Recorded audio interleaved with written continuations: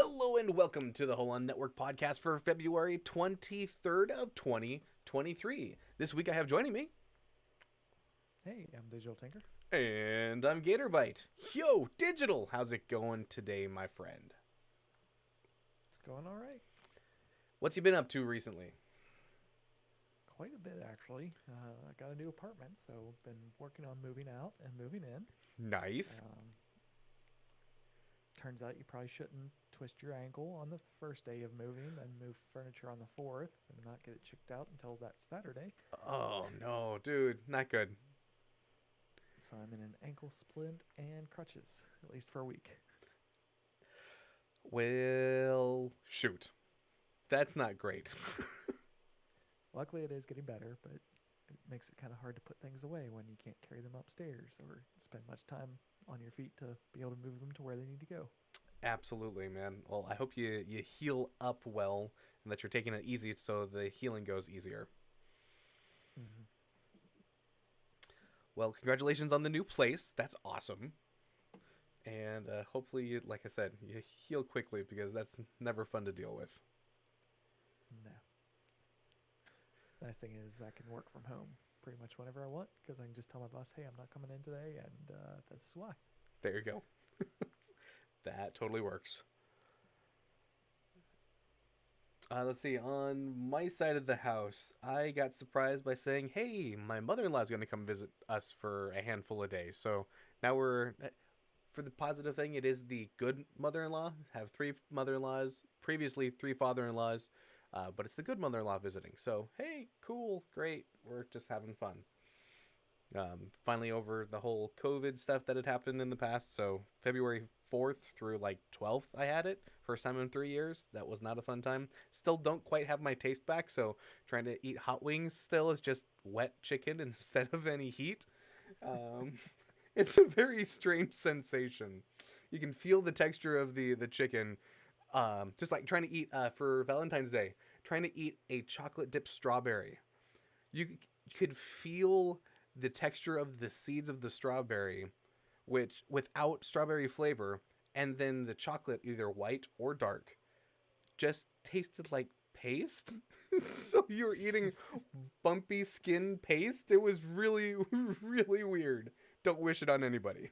But uh, past that, recovering well. That's the only thing that's left over at this point, and yeah, just so many projects. Starting to look at stuff getting prepped for DEF CON, some badges with DEF CON stuff. Yeah, more projects than there is time, Digital. Sounds about right. Right? It looks like we're like 167 days away from DEF CON recording, or as of recording, so like 167 days, 11 hours, 7 minutes, and 1 second away. Scale's right around the corner, too, which I'm kind of pumped about. The Southern California Linux Expo. If you're in Southern California, it's a great place to come out and network with folks. Uh, that was one of the last things I got to go to before COVID hit. So going back for the first time, they moved it. Last year, they had it in Los Angeles versus usually having it in Pasadena for the last few years. So they moved it back to the Pasadena Convention Center. So looking forward to heading out that direction. I'll be there for a couple days. So should be fun to see folks out that direction. Should get to say hello to McLovin. So that'll be cool. Oh, that's cool. Absolutely. So I think McLovin. I think we got Babbitt coming out. We might even see a couple other folks too. So should be fun. Let's see. Oh, with that, are we ready to just jump into tonight's news articles? Sure. Sweet. All right. Let's kick things off first. As always, let's go on over to talk about what the current gold prices are. Gold is $1,835.90. Crude oil per barrel is $67.07. The Dogecoin is currently 0.0846. And it literally changes as we're just going to go with that number instead of updating to the newest number as it changes live. You're also missing one. I am missing one. I was going to say 1, 2, 3. Oh, I'm kind of missing the gold. Right? Nope, gold is there. The Bitcoin. Bitcoin. How did I miss Bitcoin? Silly me. Let's I think at one point our notes had gotten a little messed up and the link was deleted. Oh, lovely. Okay, cool. So let's go on over and grab that. Wow. It does look like it got deleted. Let me scan back up and grab this. Cool. Nope, we get everything right the first time, every single time. Not. Okay, so Bitcoin price is currently $24,026.51. Which, I mean, to be honest with you, digital, that's up from what it has been in the past, Yeah. Just saying, that was quite a bit. I'd pre-populated 19 because that's where we were at for a while. right? For so long. Yeah, interesting stuff. Cool. All right then. With that, let's get into our first story, or our first. We usually go through and check for this week in vulnerabilities. Uh, our site that we usually go through and check is actually looking like it's under reconstruction. So the Cybersecurity and Infrastructure Security Agency. Typically, we would go through the security bulletins for the previous week. Well, the RSS feed. You what do you? You were also saying that you were trying to pull the RSS feed, and what did you find out, Digital? So it looks like they did post the one for February 13th, but if I try and click through the RSS feed, it's also broken. So no luck there either. Okay, so we'll have to check back on this and see. They've got their different advisory types over here on the far side. They've got both alerts, analysis reports, cybersecurity advisories, CIS advisories, and ICS medical advisories. So, as always, there's lots of information there. If you want to instead go over to the NIST, the NVD NIST.gov, we can just peek our head through there, which is the last 20 scored vulnerabilities. Looks like the highest critical one that's on the very top is the LifeRay Portal CE 6.2.5 allows remote command execution because of deserialization of of a JSON payload. This is CVE 2019 16891, CVSS score of a 9.8.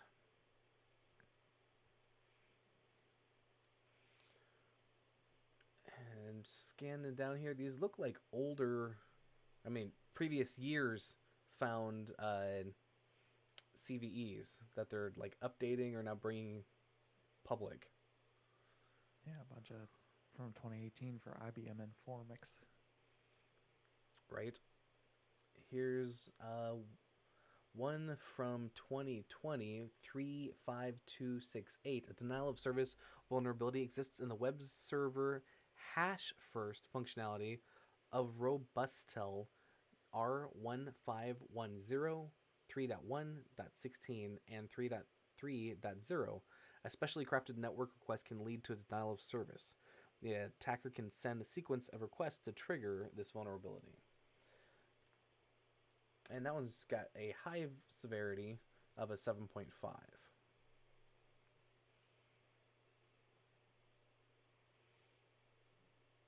And that looks like about the high ones at this point, right?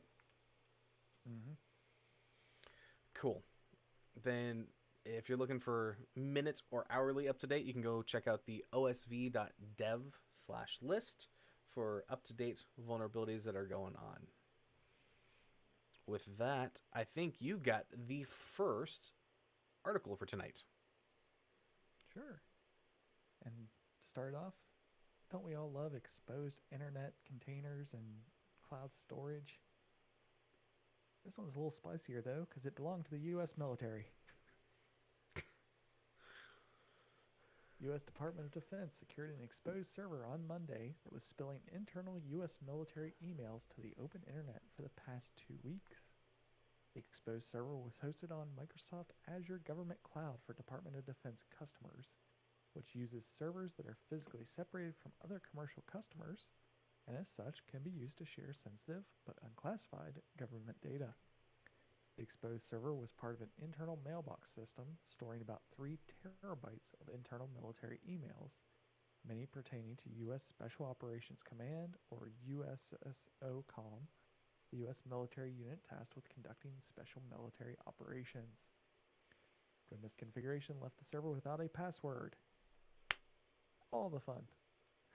Allowing anyone on the internet access to the sensitive mailbox data inside using only a web browser just by knowing the IP address. And there's not a site that scans every IP address constantly or anything. Oh no.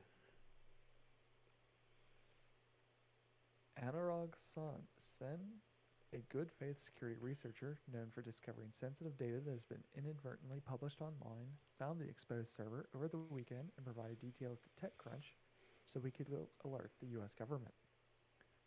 The server was packed with internal military email messages dating back years, some of which contained sensitive personnel information. One of the exposed files included a completed SF-86 questionnaire, which are filled out by federal employees seeking a security clearance and contain highly sensitive personal and health information for vetting individuals before they are cleared to handle classified information. These personnel questionnaires contain a significant amount of background information on security clearance holders valuable to foreign adversaries. In 2015, suspected Chinese hackers stole millions of sensitive background check files of government employees who sought security clearance in a data breach at the U.S. Office of Personnel Management. None of the limited data seen by TechCrunch appeared to be classified, which would be consistent with USSOCOM's civilian network, as classified networks are inaccessible from the internet. It also does go on that they checked Shodan and said that the mailbox server was first detected as spilling data on February 8th. It's not clear how the mailbox data became exposed to the public internet, but it's likely due to misconfiguration caused by human error. Or potentially a CI/CD pipeline gone wrong. Yeah, absolutely, right?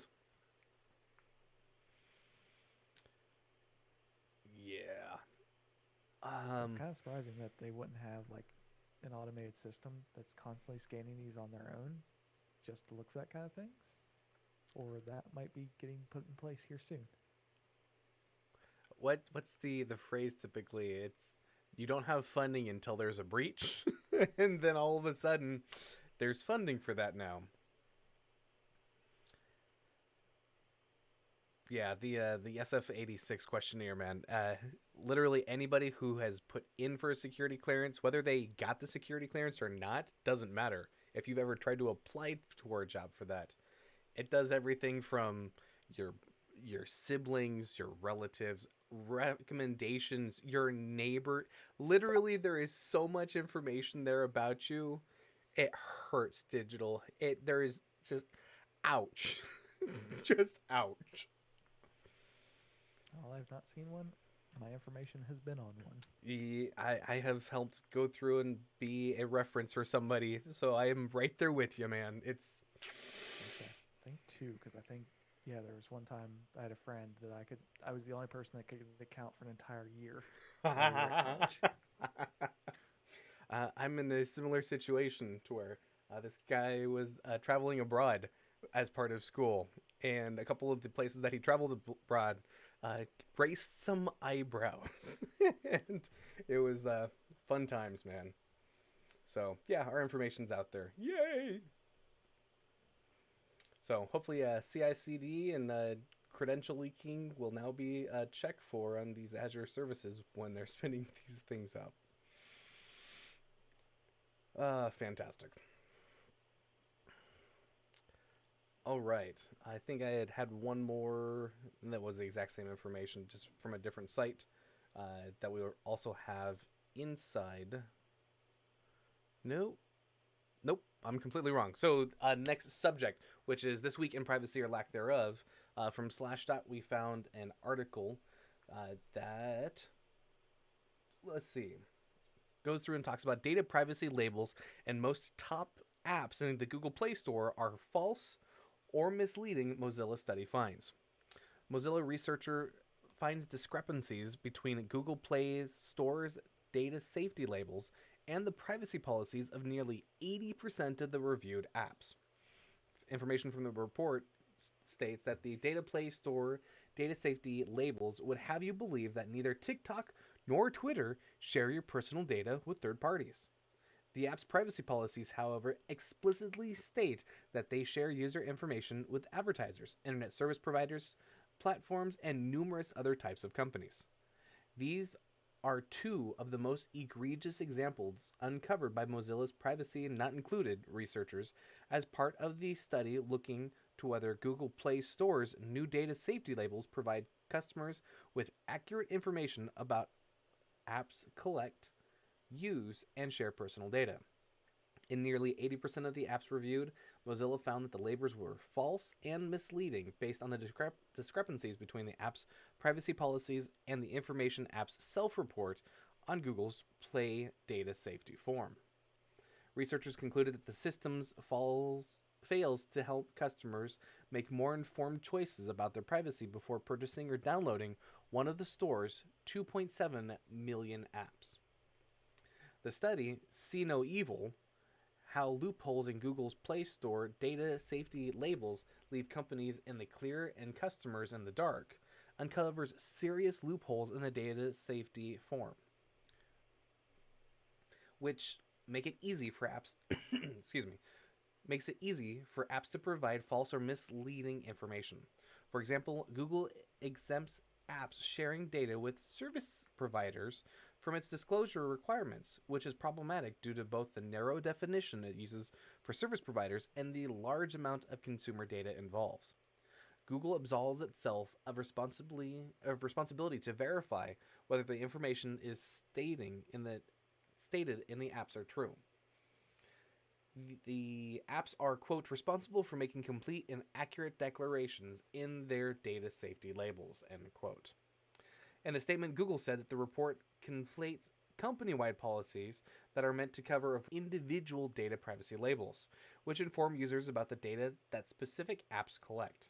The arbitrary grade Mozilla Foundation assigns to apps are not a helpful measure of the safety or accuracy of labels given in the flawed methodology and lack of sustaining information. On my shock face, ready?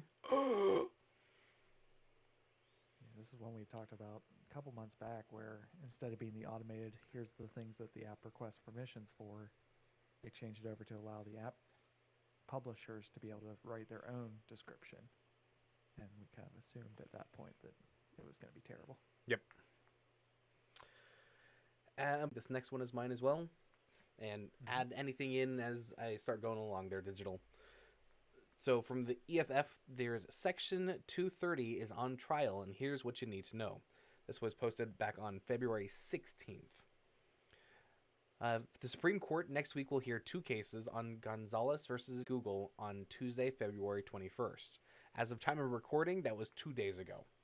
And Twitter versus Tamia on Wednesday, February 22nd.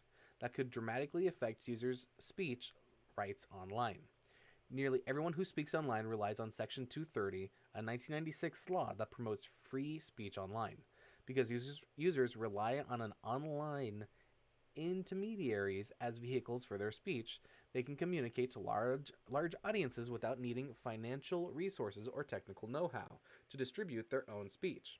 Section 230 plays a critical role in enabling online by speech.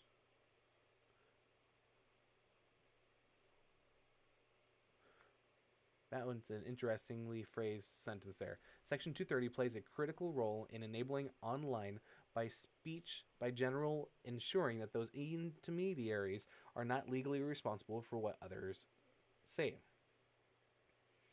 Section 230's reach is broad and it protects users as well as the small blogs and websites, giants like Twitter and Google, and other service providers that provides a forum for others to express themselves online.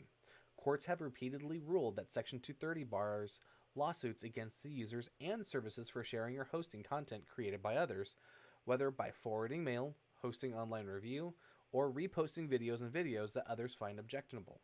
Section 230 also protects the curation of online speech, giving intermediaries the legal breathing room to decide whether the type of user expression they will host and also take steps to moderate content as they see fit.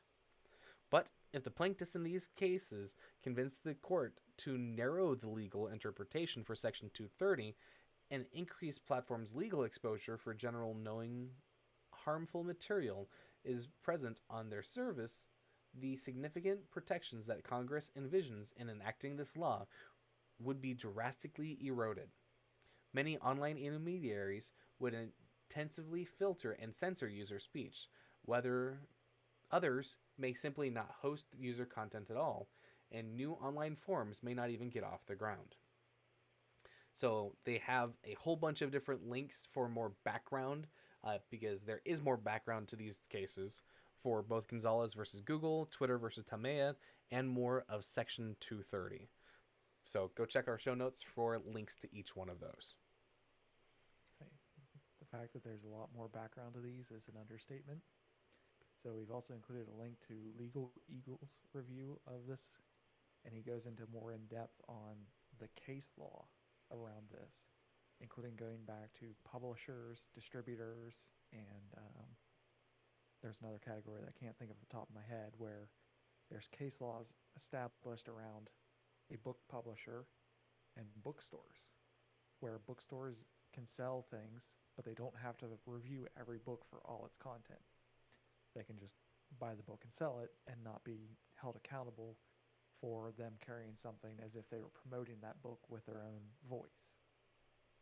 And that's where a lot of this comes in, is the definition of the publisher and distributor, where Section 230 puts a lot of these sites under the distributor category, where they're not editorializing. They're not saying, okay, we've reviewed this and said that yes, we're allowing it on our platform. It's, this is the thing what was published, we're just giving it an outlet. We don't necessarily review it or endorse anything within it. Okay, that makes a lot of sense. So there's a huge backstory on that side of things. And then, of course, going into the actual cases presented, they're coming at it two different directions, where Google and Twitter are coming from the Section 230 side of it, but the lawsuit is actually arguing an anti-terrorist angle of, well, this was ISIS videos that were radicalizing people, and under the terrorism laws, you have a duty to take those down. So it's kind of an interesting play between two different laws and how they get interpreted together. Interesting. So it is about a 23-minute video to go watch on Legal Eagle, and I will put that on my watch list for this evening. Thanks for adding that, Digital. Awesome. Those videos are usually pretty good. I know there's a lot of, I'm an expert in this realm, and this is what I think of this thing. But he does a really good job of breaking things down and explaining the case history as well. It's not just like a quick attention grabbing or clickbait type articles that he does. He actually seems to do a pretty good job with the little law that I do know. Cool deal. And for me, I'm not a lawyer. Don't play one on TV or on this podcast. With that, this week in security, and you got the first story up. Hey, who's the best people to ask for advice on securing your network? How about the NSA? Even if you didn't ask for it, they've decided to give you some guidance. And there's actually at least one interesting part. The U.S. National Security Agency, or NSA, has issued guidance to help remote workers secure their home networks and defend their devices from attacks.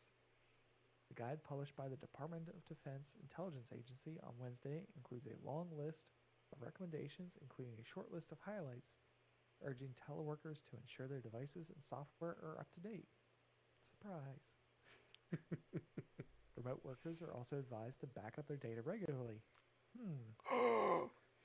To remove non-persistent malware, if one of your devices gets infected, you should also reboot them frequently or schedule a restart to further minimize risks.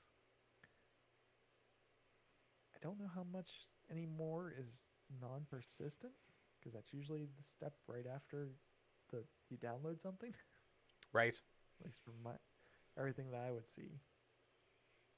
It also mentions that at minimum, you should schedule a weekly reboot of your routing device, smartphones, and computers. Regular reboots help remove implants and ensure security. So that's one I never really thought about, is rebooting your router. Because again, I kind of assume if they get in, they're going to get the foothold first, not worry about just staying in memory for the time being and hope you keep a connection. That is an interesting point, Digital. They also recommend that you use your own router instead of the ISP provided ones because they're more likely to receive updates than the ISP delivered ones. Say it Also, isn't not so. sharing default passwords across the entire fleet. Okay, so I'm gonna have to get my network, my my Netflix password back from you, bud. I'm changing it.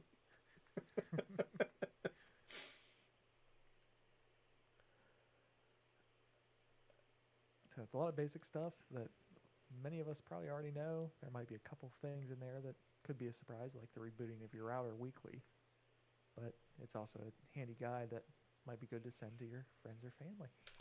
100% agree with you. And while you covered 90% of them, one of the ones that I'm seeing on the graphic that they're sharing is utilize a non-privileged user account for everyday activities.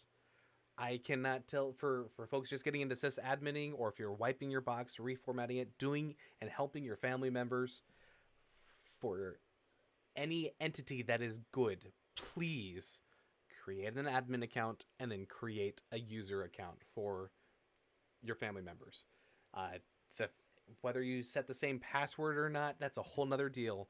But it helps significantly bring down the possibilities of the drive-by downloads or other issues that people can then just click next, next, next as an admin versus, oh, I'm getting a UAC prompt or the Windows admin prompt. I need to type in my password. What was I doing to have to do that? I can't tell you how much that's cut down, how much I've needed to support my family members with their machines at this point. And even on your own system, there's things like Make Me Admin. It's a Windows application that you can click into and temporarily grant yourself admin rights for 15 minutes as the default. That way you've only got it, and then it will automatically take those rights away so you don't have to think about taking them back off. And for you Linux users, don't go running with in root all the time. Sudo what command you need to do, and then get out of sudo. Come on, guys, we can do better.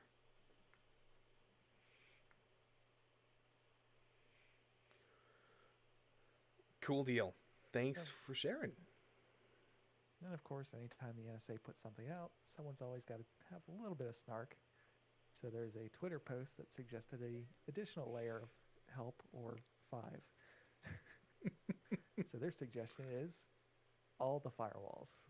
You have your Cisco firewall to protect against your Chinese backdoors, the Huawei firewall to protect against the US backdoors, the Checkpoint firewall to protect against the Russian backdoors, the Fortinet firewall to protect against the Israeli ones, Palo Alto because, hey, cool kids have them, so might as well, and finally the PF Sense for good luck.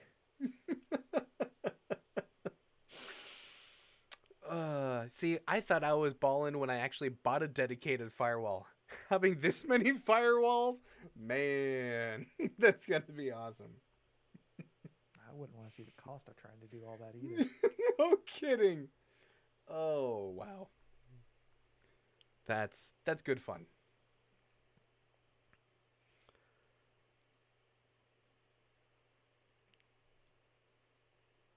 All right, next story I think is also yours, Digital. So we all love GoDaddy, right? Well, it seems hackers certainly do because we always hear about these breaches. Turns out those weren't individual breaches, it was the same one. Hackers stole source code, installed malware in multi-year breach.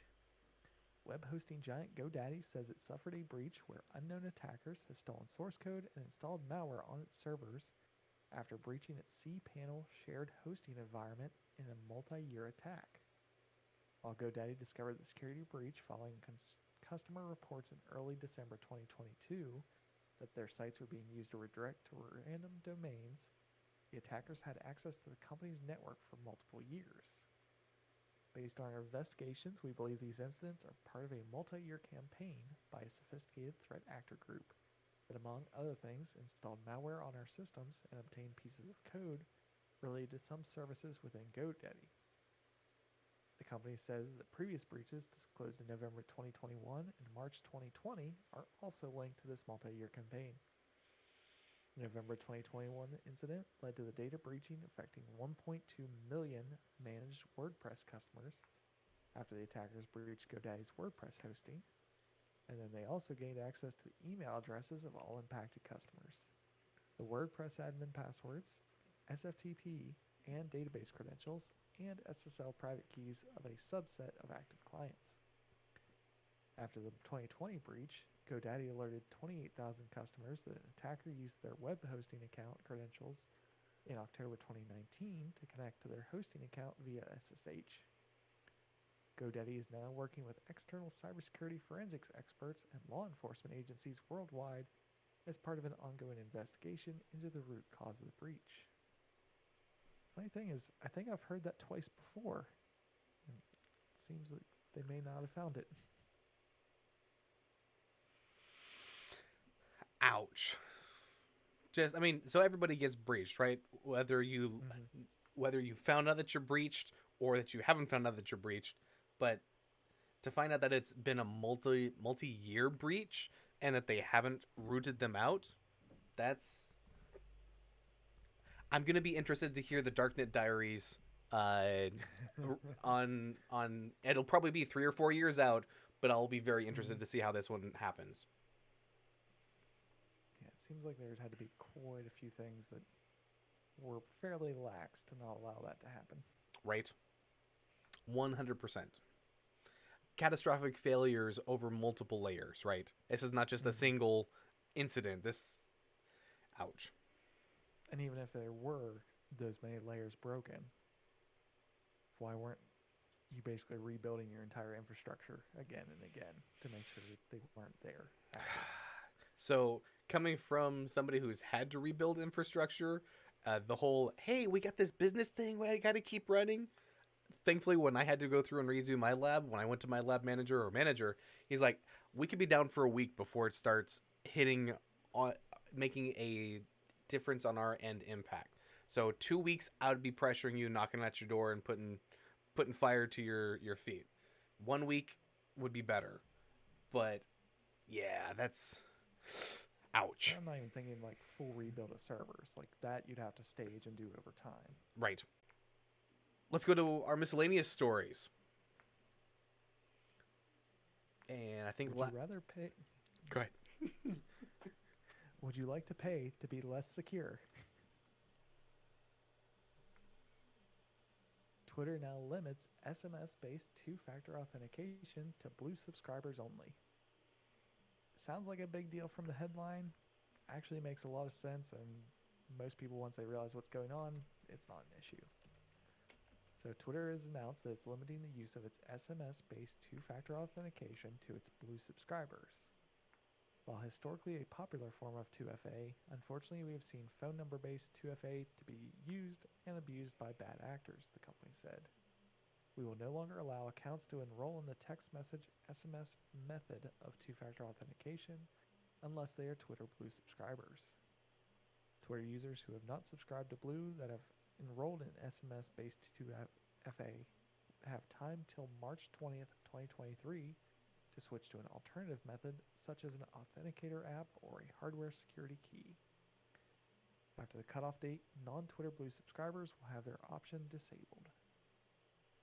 So that's a nice way of spinning it that they're trying to be security conscious. It's actually because they probably are charged for every text they sent.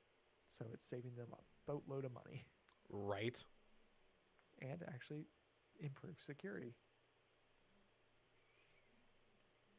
Right.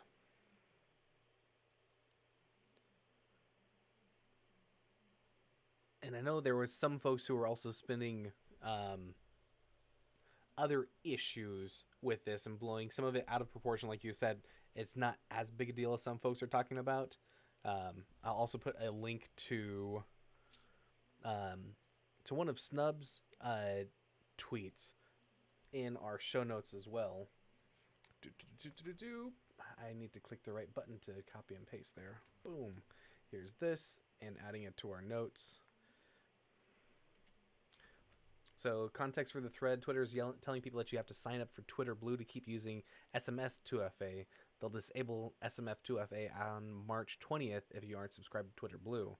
If you like Twitter Blue and you do this, but there's a thread, there is a free alternative as well. So there is information from there to be able to jump in and add your own, basically. So it's not just theirs. It's kind of interesting. They do list further down in the article that according to Twitter's own data, only 2.6% of all active accounts have enabled at least one form of 2FA.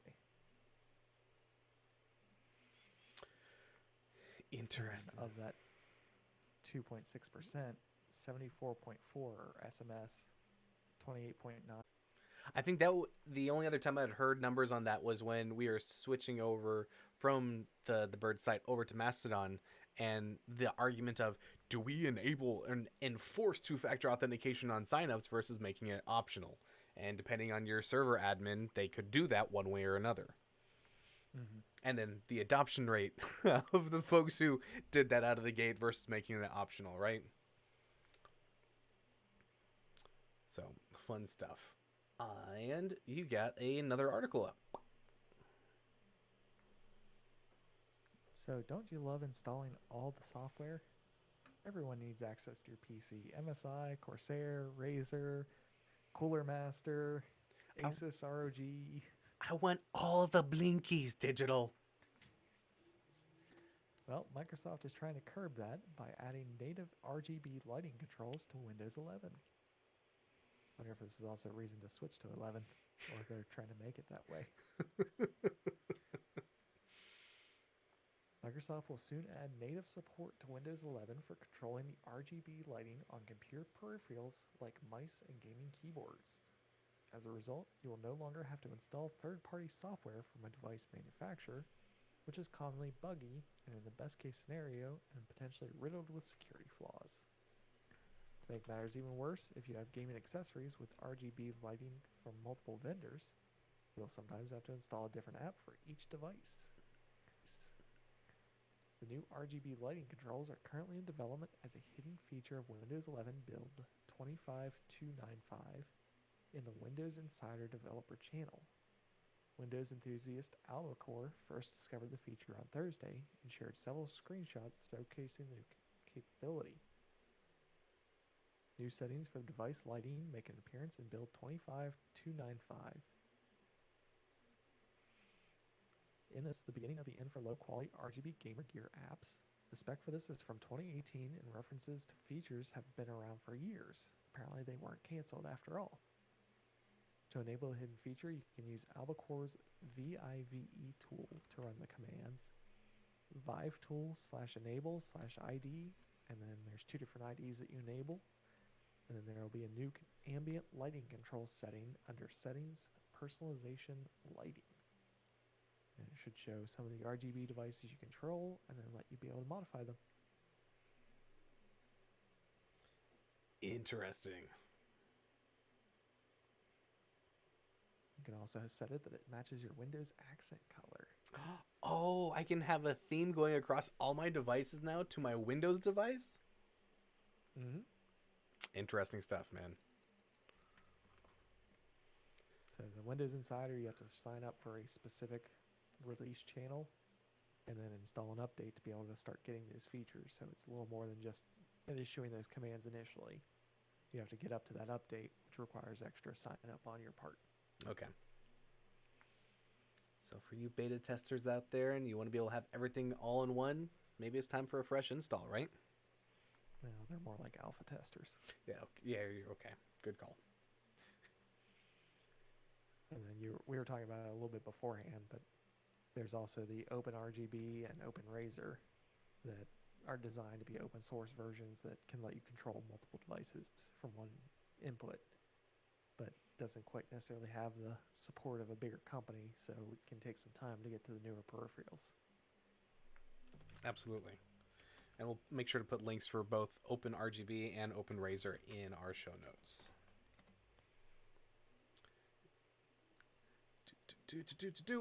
And the nice thing is that that's also cross-platform on both of those. So Mac, Windows, and Linux is what the both OpenRaiser and OpenRGB both support. Correct?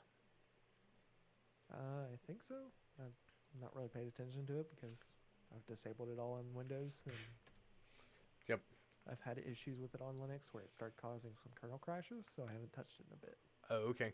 Gotcha. Yeah. I know with my latest install of Windows, I did not install any of the apps because, I mean, my motherboard's MSI, the keyboard and mouse currently are Razer, the RAM is something different, and then depending on which profile that you want to install, which software is going to interact, it tries to overwrite, and it's like, you know what? I'm tired of it. Just turn off all the RGB. It's just a box. This is fine. So OpenRGB is cross-platform. OpenRaiser is not. Okay, got it. OpenRaiser is Linux. Got it. Cool. Oh, but for the OpenRGB, it's also cross architecture. x86, 64, ARM32, and 64, and Raspberry Pis. So if you want to get your game on with your Raspberry Pi that you've been able to find, it's not a bad option. Are you really gonna light up all your RGBs with only 5 volt, 3 amp? You're gonna have to plug in both cables into your Pi, and yeah, that's never caused any shorting issues before in my past. Mm-mm. Nope. No random reboots and then causing the SD cards to crash either. This is fine.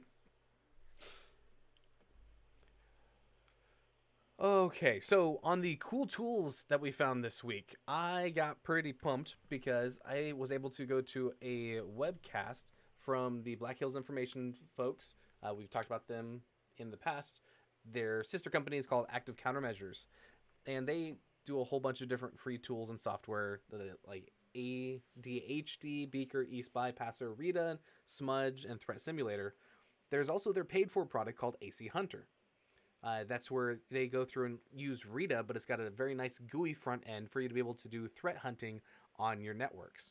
Well, they've gone through and released an AC Hunter Community Edition to where you can have one sensor on your network and be able to send it back to AC Hunter, which is built on Zeek, which is previously called Bro IDS, and a few other tools, and be able to give you a visualization to see if there are things that are beaconing out of your network. So they gave an introduction. It's on their YouTube, but you can either download it uh, for a virtual machine to use like on VMware, uh, ESXi, VMware Workstation, etc. Cool thing is, most of the time, if you want to run that on something different, you can do the virtual customizer application inside of Linux and change that from the VMX file to something else, like a QCOW2.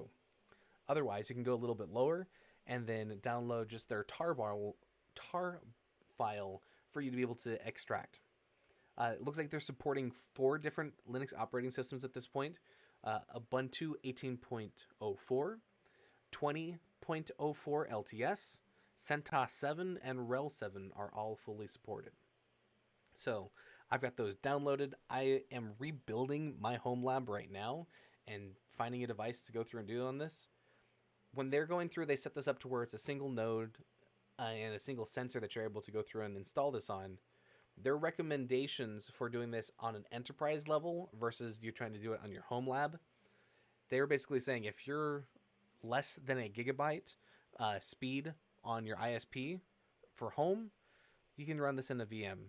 It's not going to be a big deal. If you have 4 cores and you have 4 gigs of RAM to dedicate to it, it'll work just fine. If you're trying to do over a gig networking and be able to see all the traffic going on with that, you need to scale it up. So you'll most likely be able to get away with doing this in a VM.